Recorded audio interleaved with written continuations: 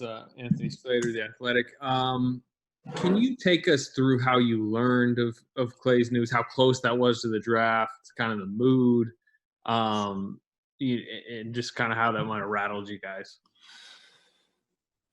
Got a call this afternoon, and I don't know what time it was. Then I spoke to Klay pretty shortly after, and he was driving home. And, I don't know what time it was, but it's one of those deals where you don't really know until you know, Anthony. So listen to what he said.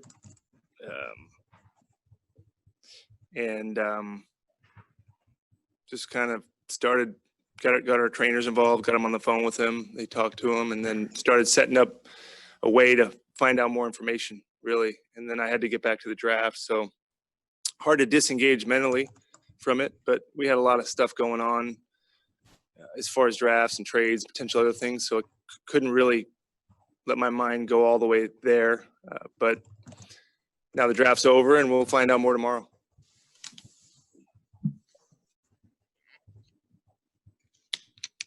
Hey, Bob, Jason Dumas here, Cron 4. I know you guys were still, gathering details tonight, but, what do you know that you can tell us, regarding the injury? I know it's not going to be something concrete, but is there anything along the lines that you can tell us tonight? I do know I'd rather be talking about James Wiseman than Klay Thompson, but I don't know what to tell you guys. You probably know as much as I do in some ways. You can, however you process information, you get to decide. I don't know. We'll see. You can be hopeful, you can be concerned, probably all those things combined. And until we know more tomorrow, I'll just hope for good news. So if you can wait one day, Jason, we'll answer all these questions for you, and then I could do a better press conference, or worse, one day from now. We'll see. All right, and while I have you, so I know you want to talk about James Wiseman as well. What can he bring to your guys' team? Like, you guys were pretty, tight-lipped leading up to this process, obviously, but from just on paper, he fits a need, right at that 5 spot. What do you guys think he can bring to you guys, immediately? Well, we think he's got great immediate help for a position we've coveted for a long time. I think the whole league does value, although some people think the whole league's small, but we believe there's still a place for a guy like him, and we think he's got great potential to grow. And we love his character, we love his attitude, we love sitting with him, meeting him, and feel like he's kind of the warrior type of character we always look for, with a tremendous amount of room for growth. But we think he'll put the time in, we think he'll put the work in. We're dropping him into our culture, and we think it's one of the best in the league. So we're pretty excited about integrating him and just making him a warrior. And it's a fun thing to consider and think about him on the floor. And I think our fans are going to like watching him, and I think I'll like watching him. Bob, Marcus Thompson with The Athletic. Were you locked in on Wiseman the entire way, and did the worries about Klay perhaps make you think about going a different direction? We were high on Wiseman. We had him number one on our board when all the dust settled. Certainly the Klay thing made you think for a second, but it was just a short amount of time, and we decided we're staying the course of what we always felt. But you have to take a pause and think about things for a second. But no, we're very happy, Marcus, with how the draft worked out.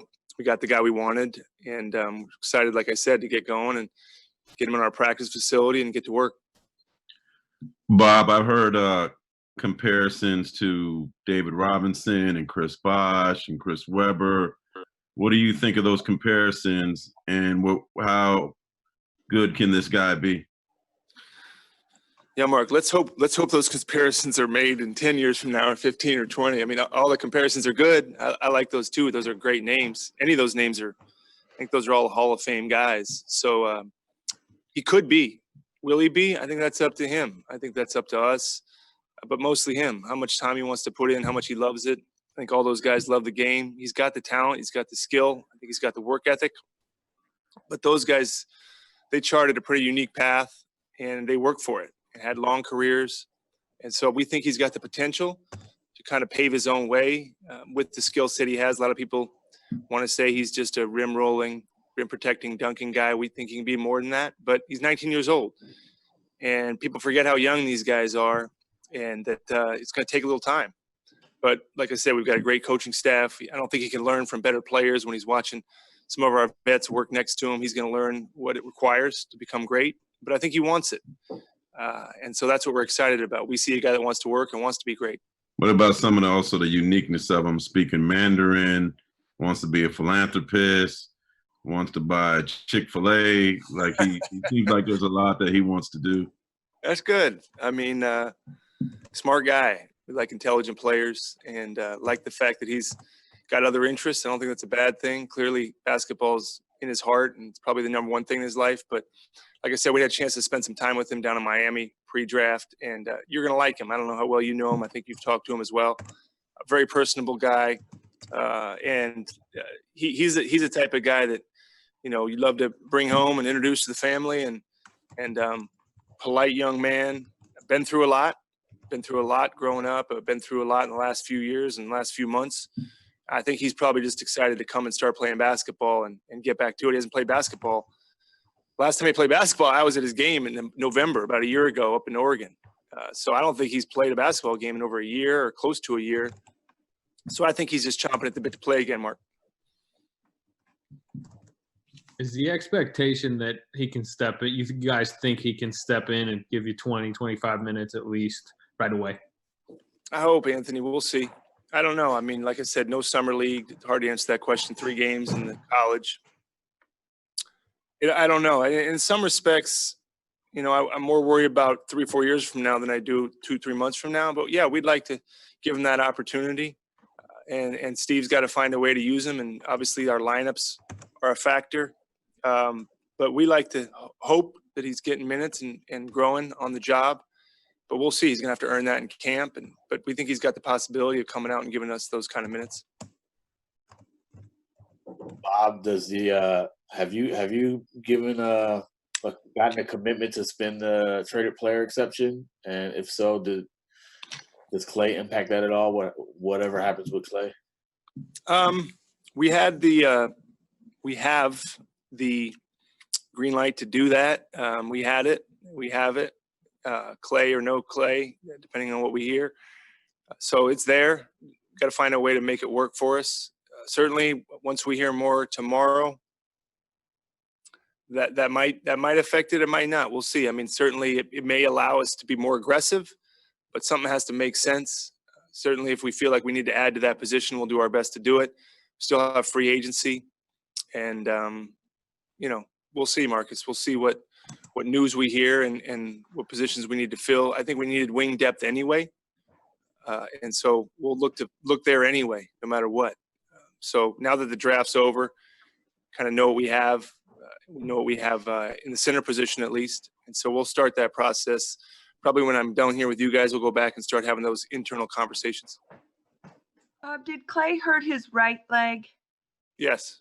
The lower right leg, and what was he doing? Was it a pickup game with friends? Was it with some trainer he works with? What exactly were the details of this injury that you know right now? Yeah, as far as I know, he's playing basketball, and I don't know who with. I think it was professionals, or I don't know who the players were, but real kind of pickup game. I don't know anything other than that. As far as I didn't really get those details, Danny. I think just playing basketball, probably like a lot of these guys are trying to get ready for the season.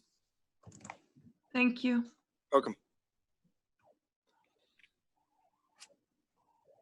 Bob, this is Marcus White with NBC Sports Bay Area. Given how high you guys were on James and how the draft board shook out, did you ever consider trading the pick, or was it going to take an offer that you ultimately didn't get, considering you guys actually hung on to the pick? Yeah, Marcus, we always were open. Ever since we heard we had two, we listened a lot. We talked a little bit. We liked James enough to not just move the pick for nothing. There were some teams with interest, but ultimately we felt good about just drafting it. But we always listen. I mean, that's our job. We don't hang up the the phone on anybody. But we were pretty happy with 2, especially after the first pick in the draft, knowing we were going to get James. We were pretty happy there, and that was, like I said, he was the top guy on our list. Were you surprised that Nico fell to you in the second round?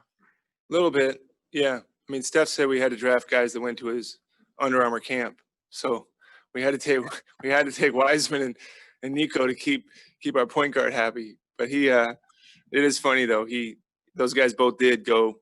He remembers them. I think it might have been in Walnut Creek, but I think he knows. It's funny. He does know. Got to know James and got to know Nico. I don't know if it was last year or the year before, but so it's. I was surprised though, Marcus. We had him higher than 48 for sure. Hey Bob, how much pause does it give you to take a guy like this, having only seen him play 3 games in college? I mean, it's normal now, I guess, to take a freshman, but to have such a small sample size, and this high a pick, how awkward was that? It's tougher than you'd like it to be. I'd love all these guys to play 3 or 4 years of college and like they used to, but that's not the deal anymore. And so whether it was Ball, who was in Australia and got injured and didn't finish the season, or did see Edwards play, he played most of the season, and some of the other guys we saw too. But even the conference tournaments that I was planning on going to, those got canceled, and obviously the NCAA tournament got canceled. But we got to see some of these guys at least 1-on-0. But normally, you would see a guy a lot more than we got to. I mean, if you look back, the league, most of the time the guy does play more. But the good news is, he's healthy, and obviously everybody knows why he didn't keep playing, and so I'm sure he's just happy to be playing basketball again. And obviously our season's right around the corner. Who's planning on going to LA with Klay tomorrow? I think our trainers are going to go down there. I think Steve might be going. I don't know who else. Bob, you kind of touched on this at the beginning, but how would you describe the range of emotions that you and the organization have gone through in the last few hours here? Well, I don't know. You lose Game 7 of the finals, you can have some pretty highs and lows going into that game when we did that. But I don't know, Nick. I don't know. Maybe I'll be better able to. Certainly a lot of emotional. You hear stuff, you wonder. But without really, I mean, I guess this business teaches you always wait to hear for sure on any of these things. I've been in MRI rooms, Steph's hand last year. I had no idea when we walked in there, he'd be out for 3 or 4 months. Obviously, dealing with some of the injuries we've dealt with in the last couple of years doesn't harden you, doesn't make it easier. But I don't know. I was hoping that we were through all that, and maybe we are. Like I said, maybe there's good news coming. But certainly not a normal draft, Nick. Not a normal day. Draft is stressful as it is. So I will tell you this: there's more stress. There was more stress. Hopefully, like I said, I'll look back and think about what was I stressing about. But right now, I'll have to wait until tomorrow to hear. Hey, Bob, to follow up on that, what was your sense of what Klay's range of emotions were and demeanor given what he's been through in the last year with recovering from his ACL injury? Hard to say. I mean, I think, nobody wants to get, I don't know. It's hard because I'm not in his mind, but I think he just probably, much as anybody, wants to know what's going on and trying to stay positive till we know more. But Klay doesn't like missing 5 minutes of anything, and he was probably bummed out he had to leave the pickup game. But at this point in time, Mark, I don't know. I'm just glad, our players reached out to him, and obviously you've seen a lot of NBA players reach out to him and offer their thoughts, and we're just hoping that we hear something good. And until then, I'm going to try to keep his spirits up and support him and hear what we hear tomorrow and go from there.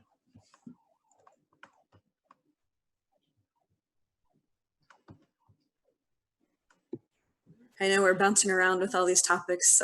Back to Wiseman. What struck you, Bob, about him emotionally, because I mean, he was crying. He talked about the adversity of not knowing what was going on with the NCAA, kind of striking on his own and working to prepare himself to be a pro. Did you notice things about his maturity or where he was emotionally?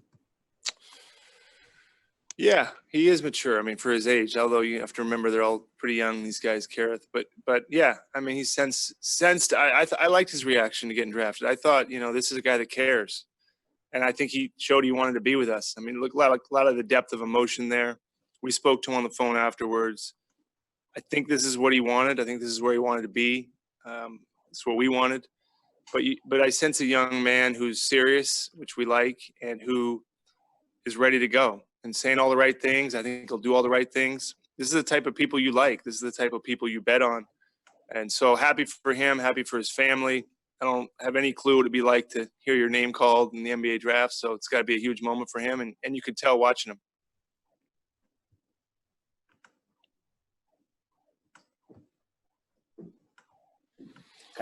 Bob, had you seen much of Klay and how he looked before he was hurt? Yeah, I heard he was looking good. Yeah, he came to some of our mini camp, you remember? So I'd seen him looking good, feeling good. So, yeah, I mean, and people that had been with him. I mean, some of our players had played. I think Draymond had played with him, or somebody. So he looked good. So no, I don't think he'd be playing basketball if he wasn't feeling or good or been cleared to do it. So, yeah. Bob, in terms of the rookies, there's no summer league. How quick do you want them to not just do the press conference, but do you expect them to just stick around immediately, not go home, probably even maybe spend Thanksgiving at your house? Like, what do they do to prepare for the start of camp that's not too far away?